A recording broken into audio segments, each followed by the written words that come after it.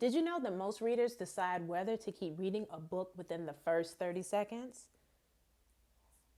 That means that doesn't give you a lot of time to capture their attention before they move on. Have no fear, there's a solution to this. It's called writing a perfect opening hook. And I'm going to teach you how to do that in this video. So if this seems of something of interest to you, then go ahead and press subscribe, like this video, and then at the end, share it to someone within your network who you think it can help. I'll give you a second to do that, and then we'll get into this how-to video.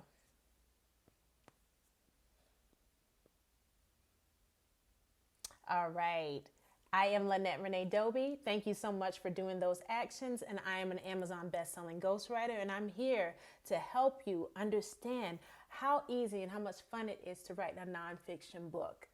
So a hook, like I was saying, is exactly what the name implies. It is a crucial device used to capture the attention of your reader. Our attention spans are getting less and less as the decades go by. So you want to make sure that you capture your reader and keep them, not just for the next sentence or the page, but the whole entire book. And that's how important your opening sentence and your hook is for each chapter, including the introduction as well. So in this video, we're going to go over actionable tips and examples for how you can craft your own irresistible opening sentences. Without further ado, let's go ahead and go. A strong hook will tap into the curiosity, emotion, or urgency in the reader's mind because it's all about the psychology of reader engagement. People want to feel enhanced from your writing, and that's what's going to keep them around. The opposite side of that is if you have a weak opening, you run the risk of people putting the book down, forgetting about it for eternity. That was dramatic, but it's true. People typically don't come back to books that they don't find interesting at the beginning. So you want to get their attention. And so the first way that I would suggest that you do that is you start with a bold statement. And I've created a few. They're just basic statements and examples for each one of these I'm going to go over. So my example is, I never knew I had a problem until it was staring at me in my face or in the face. So with that sentence, that kind of intrigues the reader because it's a little bit surprising. A lot of times people don't admit when they have problems, right? And then it kind of gets to a point in life when the problem is so big that you can't ignore it. So that kind of intrigues the reader with a little bit of controversy because the person is really being transparent, right? So you want to start with a bold statement that's surprising or has some controversy in it, and it will grab their attention. Next, think about asking a thought-provoking question. I do that in my videos. If you've watched them before, or if this is your first time here, welcome. But this is a thing that you've heard me say before, and I'm going to say it again. Did you know that 97 to 99% of authors never finish their books? That's a question that maybe someone would never have thought of unless they're in this industry and they may be engaged by it. I wonder why that is. So you're introducing a new fact to them. People like to learn different things. So if you have a good question and they want to learn more about, they will move on to sentence 2. Next is my favorite. Use a relatable story or anecdote. The really cool thing about us being human beings is that we tell stories. It's in our blood and it's in our nature. We did it back in prehistoric days. We told stories around campfires. Now it may be a fireside chat, but storytelling is within us. So use that in your hook. Here's my example. When I first graduated from university, I was lost. No one ever tells you how to get started. Now, how many people can relate to that? When you first get out of school, all you have heard prior to getting into that school was that you got to go to school, you got to go to school, but no one really tells you what to do afterwards.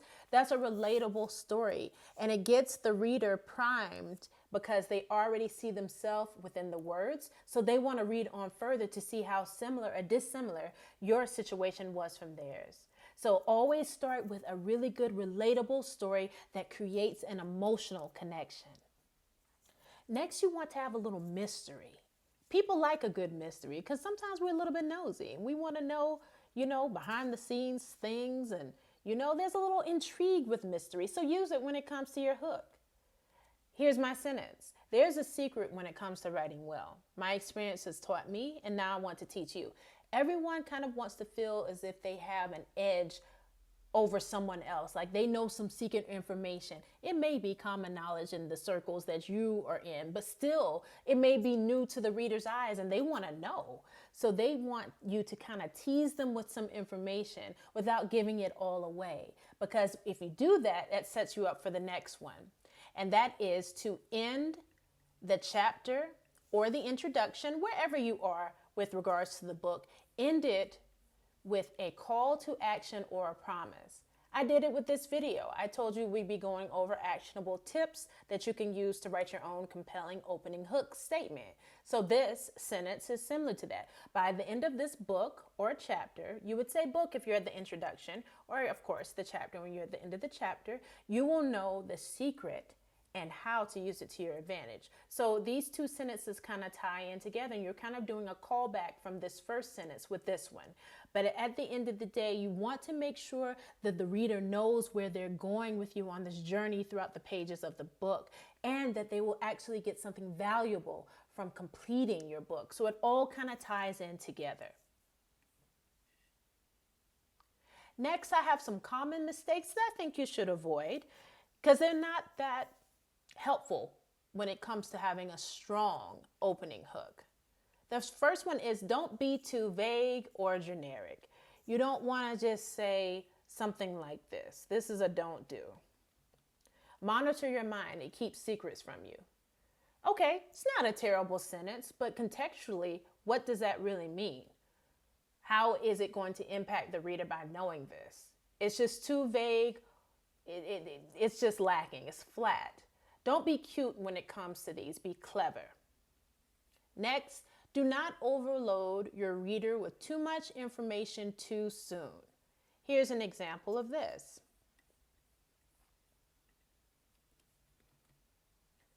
Transverse abdominal muscles are very sophisticated. Make sure you take care of them with proper breathing and exercise. Okay, that's good to know, but goodness, we haven't even gotten the reader warmed up yet. We're already jumping into terms from the industry. No. You want to ease them into the content of the book and excite them with it. Next, you want to avoid being too cliche. There's nothing worse than when you open a book and you see stuff that you hear from day to day. People want to hear your unique perspective. So don't do something like this. What you see is what you get, so don't hide. It's not a terrible sentence again, but I think you could go deeper. You could provide the reader with a little bit more context and a little bit more intrigue and a little bit more zhush. That's a little bit too flat. You don't want flat. You want lively, engaging, intriguing opening hooks and sentences. Now that you have that overview, I would like for you to create your own opening hooks if you feel comfortable, and leave them in the comments for feedback. So I monitor this page and I will write you back if you leave a comment. But make sure that you choose from one of the ones that we already went over. And as a recap, we'll go over them again. You can either start with a bold statement, something that's going to be a little controversial and kind of really get the reader excited to learn more.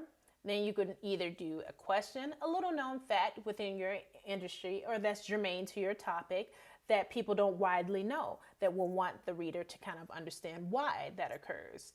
Next, you want to tell a relatable story. Storytelling, again, is the essence of human connection. That's why I love doing it so much, because so many people have similar stories and they can find that familiarity within the pages of your book. Next, mystery. People like to know that they know something that other people might not know. Even if it is something that's common, they don't know it, so they want to know more. So definitely use some curiosity with a little mystique and mystery.